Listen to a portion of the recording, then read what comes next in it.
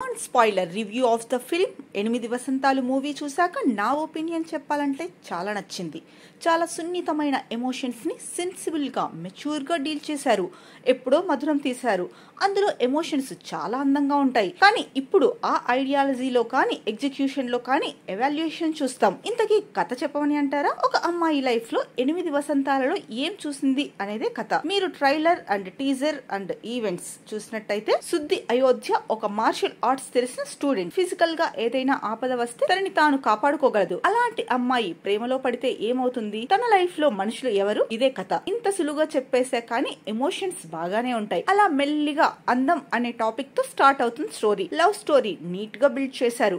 Build చేసే క్రమంలో ఒక బ్యూటిఫుల్ ట్రిబ్యూట్ ఇస్తారు. చాలా మంది రిమెంబరింగ్ అని చెప్పి సిరివెన్నెల గారిని వేస్తారు. అలా ఏం వేయకుండా ఆయనకు ఒక రియల్ ట్రిబ్యూట్ ఇచ్చారు. మధురంలో సావిత్రి గారికి ఇచ్చారు. మన వాళ్ళని గౌరవించుకుందాం అని చెప్పి డైలాగ్ ఉంటుంది. అది చేసి చూపించారు ఇందులో. విధాత తలపున నా ఫేవరెట్ సాంగ్. మళ్ళీ ఆ సాంగ్ ని సినిమా ద్వారా పరిచయం చేసినందుకు చాలా థ్యాంక్స్. ఇక లవ్ స్టోరీ అందంగా ఉంటుంది. ఇంటర్వెల్ సీన్ చాలా బాగుంటుంది. తర్వాత ఏమవుతుందా అన్న ఎక్సైట్మెంట్ ఉంటుంది. ఇక ఎమోషనల్ గా ఉండే ట్రాక్ లో ఒక్క డైలాగ్ తో హైప్ ఇస్తారు. అనంతిక స్టీల్స్ ద షో అనొచ్చు. అంత బాగా తీశారు. ఒక అమ్మాయిలో ఉండే ఎమోషన్స్ బయటకి వస్తే ఎంత బలంగా తగులుతాయి అని చెప్పి చూపించారు. ఇంటర్వెల్ కార్డ్ పడే షాట్ కూడా పొయిటిక్ గా ఉంటుంది. And coming to second half again ఇందులో కూడా మంచి స్టార్టే ఉంటుంది. వారణాసి ఫైట్ సీక్వెన్స్ బాగుంది.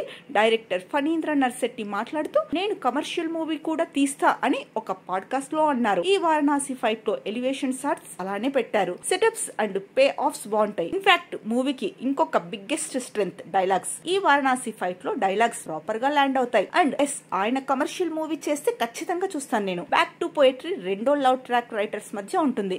ఇద్దరు రైటర్స్ ప్రేమించుకుంటే ఎలా ఉంటుందో చూపించారు. కొంచెం ఈ స్టోరీ సెట్ చేయడానికి టైం తీసుకున్నారు. బట్ బుక్ గురించి ఒక ట్రాక్ వస్తుంది. మెచ్యూర్డ్ రైటింగ్ చూడొచ్చు. ఇన్ఫాక్ట్ ఇంటర్వెల్ లో కాన్ఫ్లిక్ట్ ని మళ్ళీ ఇండైరెక్ట్ గా డ్రెస్ చేసి ఆ కాన్ఫ్లిక్ట్ కి ఒక రెజల్యూషన్ ఇస్తారు. ప్రాపర్ రైటింగ్ అయితే చూసాను ఈ సీక్వెన్స్ లో. Climax is good. థిమాటిక్ గా చెప్పాలి అనుకున్నది కన్వే చేశారు. బయటకు వచ్చినప్పుడు ఫేస్ లో తెలియని ఒక స్మైల్ తో వచ్చాను. అగైన్ మీకు పొయటిక్ గా ఉండే స్టోరీస్ నచ్చుతాయి. ట్రైలర్ నచ్చింది అంటే ఈ మూవీని థియేటర్ లో చూడడానికి ట్రై చేయండి మీరు కూడా. అది కూడా ఎందుకో చెప్తాను. ప్రతి ఫ్రేమ్ బ్యూటిఫుల్ గా ఉంటుంది. ఈ మూవీ విశ్వనాథ్ రెడ్డికి మొన్న గద్దర్ అవార్డు కూడా వచ్చింది. హీరోయిన్ ఫేస్ లో ఎమోషన్స్ ఎంత ప్రాపర్ గా చూపించారు. అవంతిక క్లోజ్అప్స్ లో కళ్ళతోనే తను ఎమోట్ చేసింది ఇందులో. Interval shot and climax shot ని భలే యూజ్ చేశారు. స్టోరీ టెల్లింగ్ ఇలాంటి చాయిసెస్ నాకు బాగా ఇష్టం. హేషం మ్యూజిక్ ఓవర్ఫుల్ గా ఉంది. బిజిఎం కూడా సీన్స్ కి తగ్గట్టుగానే ఇచ్చారు. మైత్రి వాళ్ళని మెచ్చుకోవాలి. పుష్ప లాంటి కమర్షియల్ మూవీ అయినా 8 వసంతాల లాంటి మూవీ అయినా రెండు చేయగలరని చెప్పి ప్రూవ్ చేశారు.